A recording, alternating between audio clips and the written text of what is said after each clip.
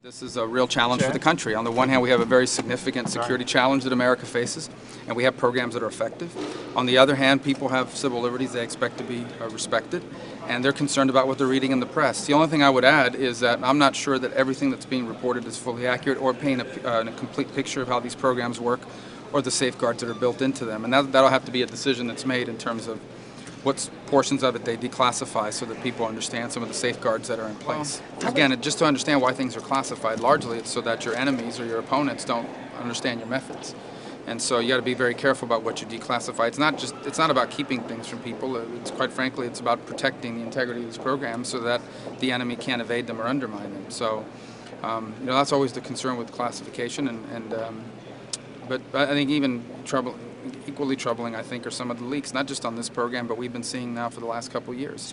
And unfortunately, I think the government went in the wrong direction in terms of trying to solve it. They went after the press instead of going after the leakers. You're also concerned about the accuracy, though. I mean, where's the... Well, I just say that some of the media accounts that I've read, based on some of the leaks, do not paint a complete and accurate portrayal of how the programs work or how some of these safeguards that exist for the programs work.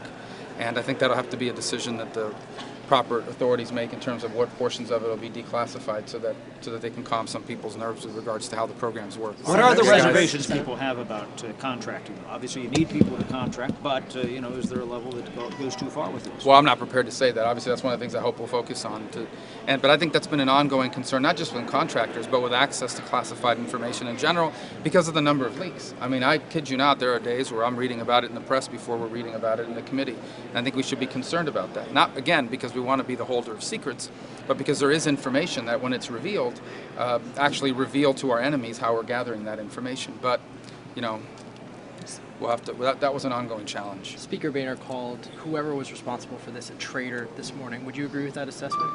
I think, again, anybody who reveals classified information is doing, is undermining our intelligence programs. Now, I can envision moments in our time in history where if those programs are being abused, someone may feel they're being patriotic.